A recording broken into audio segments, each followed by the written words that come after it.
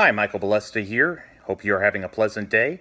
It's time for Indians and Browns recaps as well as the upcoming schedule, thanks to the content from the NFL and Cleveland Browns apps, MLB At Bat, and website. The Indians tried to string together a second straight win Tuesday against the Chicago White Sox. Pitcher Mike Clevinger retired Leury Garcia, Tim Anderson, and Jose Abreu in order in the first. Francisco Lindor was up to the task against Chicago's starter Dylan Cease. The shortstop connected on his 27th home run to get Cleveland ahead. In the top of the second, Yoan Moncada was walked, which set up Eloy Jimenez's 11th double to tie the game at 1. Moncada, in his next at-bat, also took ball 4, then swiped second base. Clevinger got strikeouts of Jimenez and Daniel Palka without further damage. The score was 1-1 until the bottom of the fifth. Franmil Reyes got his 15th double to start the frame. After Mike Freeman took strike 3, Roberto Perez drove in Reyes to give Cleveland their second lead. In the seventh, Clevinger stayed in but gave up Jimenez's 23rd deep ball in the seventh.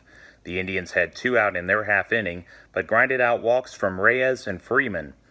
Evan Marshall came on for Cease to pitch, and Perez smoked his 22nd homer to make the score 5-2. Clevinger was relieved by Carlos Carrasco in the top of the 8th, but it was an inning to forget. Singles by Garcia and Anderson helped pave the way for James McCann to hit his 16th to left center. Carlos then gave up another hit to Eloy Jimenez. That one left the park in right center, making it a four-run frame.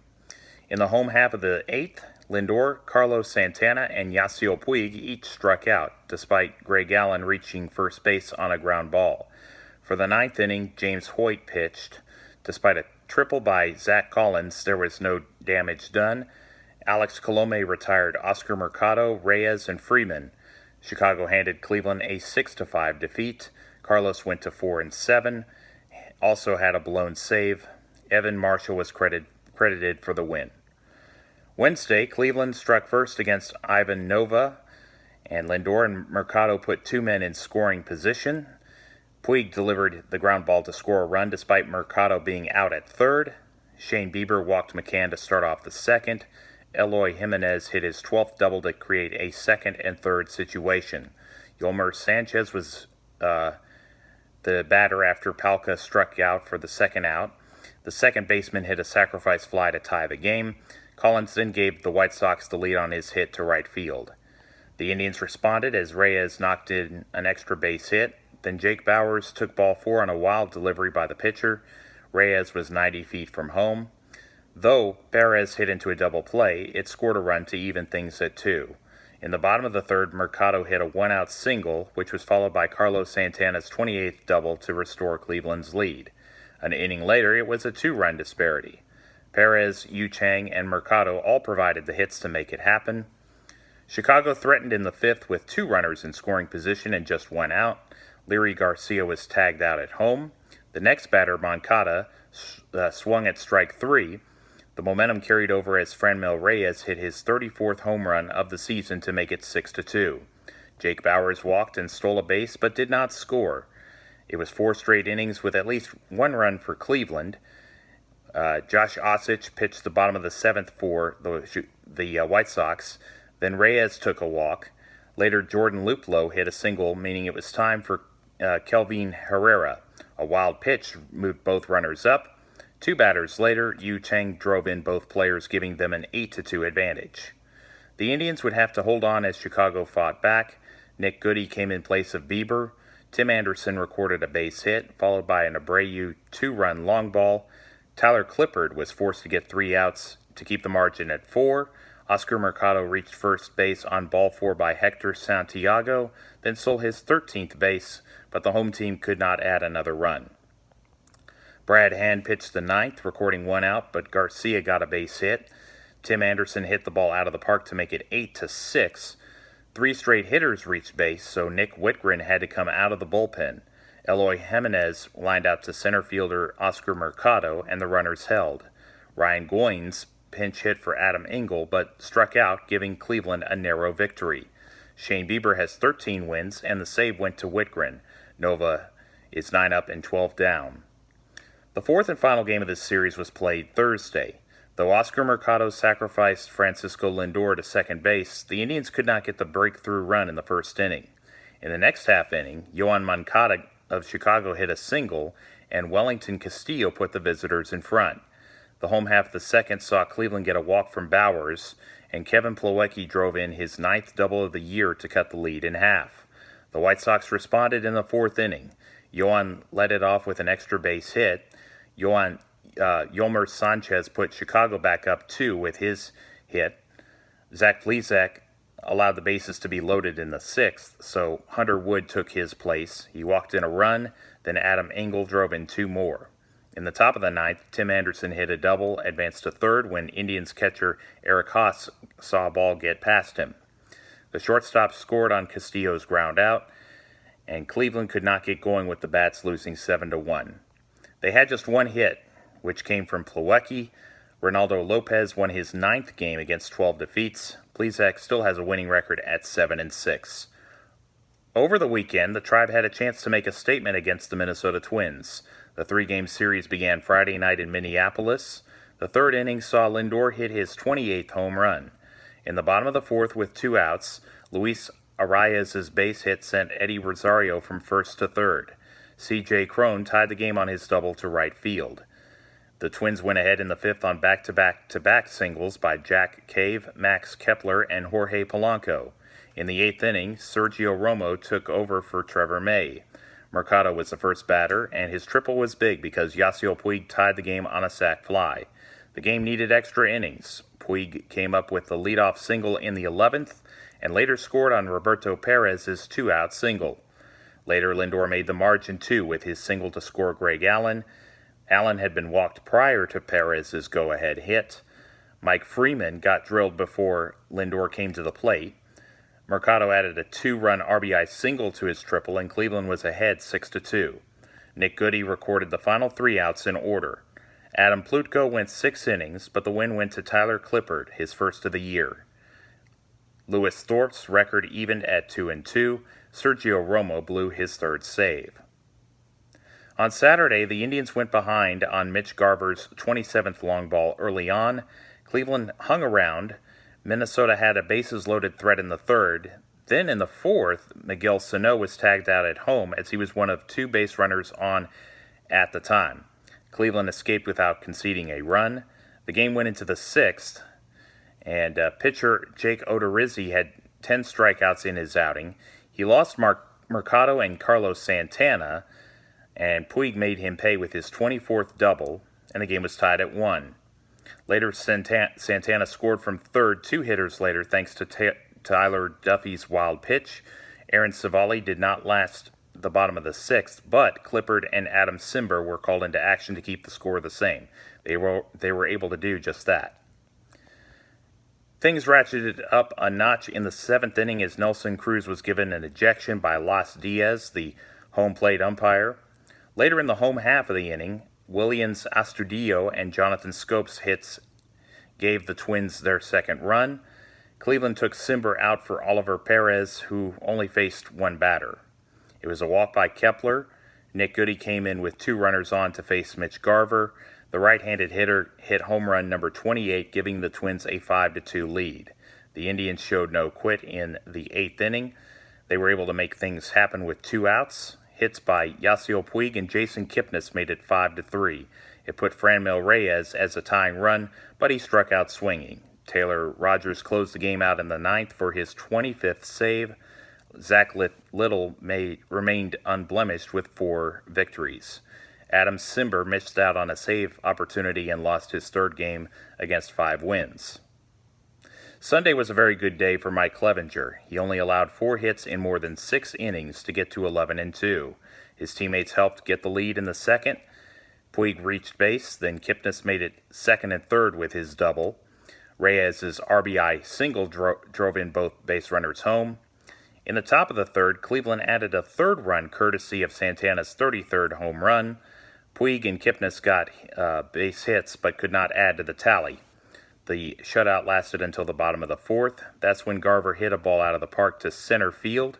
Astudillo later hit a double, but Luis Arias grounded out to keep the score at 3-1. Lindor led off the sixth and went deep to left field on a 2-0 pitch, restoring the 3-run lead for the visitors. Yu Chang drew a walk in the seventh, was moved over to third on Francisco Lindor's double. Oscar Mercado's sac fly made it 5-1. The Twins did not go quietly. Hits by Luis Arias, Ahiri Adrianza, and Lamonte Wade allowed them to push one run across with one out. Jonathan Schoop took base on balls, putting the potential tying run at the plate.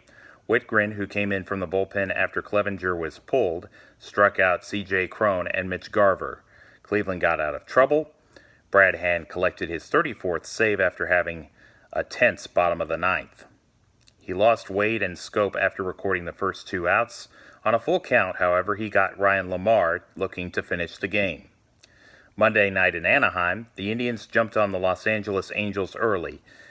Lindor drew a walk to start the game, then Mercado made it first and second with a single. Puig made it 1-0 on his hit to right field. Patrick Sandoval, the starting pitcher, lost Franmil Reyes on ball 4. Kipnis used his God-given talent by launching his 17th home run to center field, giving Cleveland 3 runs without reply. Albert Pujols got the Angels on the board with his 22nd dinger. The Indians put together some base runners but did not score in the fourth inning. They would put a crooked number in the top of the sixth. Allen and Kipnis set the stage for Yu Chang to hit his first home run of the season, breaking the game open 6-1. The scoring was finished after Jared Walsh also hit his first home run of 2019, giving the Los Angeles Angels their second run. Shane Bieber is now 14-7, while Sandoval is still winless. Tonight, the Cleveland Indians continued with their series against the Los Angeles Angels in Southern California just after 9 o'clock Central Time. Zach Plesac and Jose Suarez are set to go for that game. The game tomorrow starts 2 hours earlier. Dylan Peters will pitch for the home team. Thursday is a travel day, then the final series against the Minnesota Twins commences Friday. That day and Saturday have first pitch just after the stroke of 6 o'clock. Sunday's fixture begins at 10 past 12. The standings do not read well at this time. The Indians are on the outside looking in with regards to the American League wild card race. The Tampa Bay Rays and the Oakland Athletics hold the 2 spots.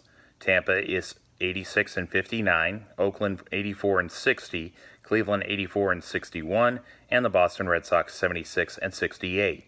As for the division, Cleveland trail 88-55 Minnesota by 5 games. The Houston Astros and New York Yankees are tied with the best record in the majors at 95-50. In the National League, the Los Angeles Dodgers lead the West at 93-52. The 90-55 Atlanta Braves have control of the East, and the St. Louis Cardinals are up in the Central at 81-62. The 79-63 Washington Nationals and 77-66 Chicago Cubs hold down the 2 wild card positions. Lurking are the 75-69 Arizona Diamondbacks, 75-68 Milwaukee Brewers, 74-69 Philadelphia Phillies, and the New York Mets are 73-70. The promise of a new season for the Cleveland Browns started well in their opening drive against the Tennessee Titans Sunday. After an incompletion from Baker Mayfield to Rashard Higgins, the two hooked up for 11 yards to the Browns' 38. Jarvis Landry took a lateral pass and gained 10. Nick Chubb then toted the rock for another 10 shy of midfield. In that area of the field, it was the perfect time for the second-year quarterback to go to Odell Beckham Jr. His 16-yard catch put Cleveland into Titans territory. The drive looked like it might come off the rails as Greg Robinson, in the eyes of the officials, was caught for an illegal blindside block to make it 1st and 25. Instead, 2 plays later, Mayfield went back to Higgins for a 30-yard gain. From there, Dontrell Hilliard did the rest, scoring from 4 yards out. Some of the fizz from the touchdown was taken away as Austin Siebert struck the extra point wide to the right. After the kickoff, Tennessee was backed up inside their own 10-yard line following a penalty. Delaney Walker was able to give them some breathing room by getting a first down reception. Jermaine Whitehead was called for roughing the passer during the play, putting the ball at the 33. The key play on the possession occurred 2 plays afterwards. Quarterback Marcus Mariota found A.J. Brown for 47 yards. The drive then stalled, and Kairos Santos drilled a 37-yard field goal to make it 6-3. D'Ernest Johnson got caught for an illegal double-team block on the ensuing kickoff, putting the Browns back at the 11. After Beckham called in a pass for 8 yards, Mayfield was taken down by Kevin Byard. A defensive holding call on Malcolm Butler gave Cleveland a reprieve. Daquan Jones and Sharif Finch combined on a tackle of Nick Chubb, which put the hosts behind the down and distance. On 3rd and long, the veteran Cameron Wake came up with a sack to end the possession. Punter Jamie Gillen came in for his first punt and got a good roll, but Tennessee had good field position. A false start penalty stalled the visitors' next series, but the field position was tilted in their favor. Chubb did well to pick up 3 yards. Then from the 10-yard line, Baker Mayfield went to David Njoku for 18 yards. The former Georgia running back got his hands on the ball for another 3. Then Odell Beckham Jr. received the ball for 4. Mayfield was unable to hit Dontrell Hilliard on 3rd and 3 from the Cleveland 35 following the quarter break. The good news was the field position was flipped, and Gillen forced Adam Humphries to a fair catch inside his team's own 15. The real turning point in the game came on the Titans' 3rd drive. They went 87 yards in 11 plays, using just over 5 minutes off the clock. Dion Lewis picked up 6 on first down, then was stuffed by Sheldon Richardson. However, instead of getting Tennessee into a 3rd and 4, Myles Garrett was flagged for unnecessary roughness. Jonnu Smith found space to net another first down to the 44. After back-to-back incompletions to Corey Davis and Delaney Walker, it looked like Cleveland would get off the field on 3rd down.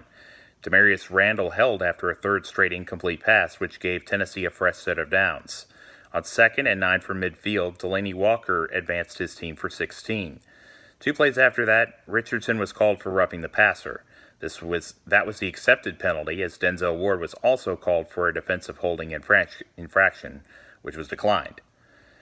Derrick Henry gained 6 on first down. After Mariota was unsuccessful on his pass to A.J. Brown, Richardson jumped, handing the Titans a first down by penalty after it was 3rd and 4.